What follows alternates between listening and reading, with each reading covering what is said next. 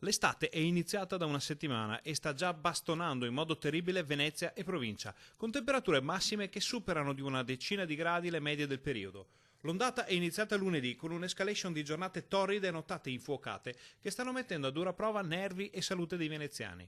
Ecco qualche dato giusto per far capire la situazione. In questi giorni il picco in provincia di Venezia è stato raggiunto giovedì pomeriggio a Noventa di Piave, dove la colonnina di mercurio ha toccato quota 38 gradi e 6.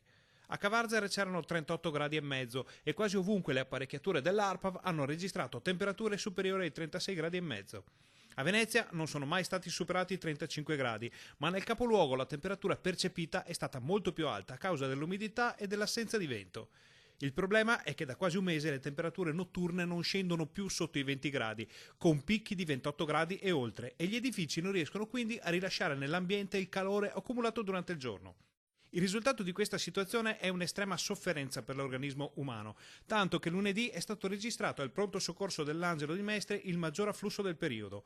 Al triage sono arrivate complessivamente 340 persone, ovvero una cinquantina in più della media, molte delle quali a causa del caldo. Idem a Venezia, con decine di casi in più rispetto alla media del periodo.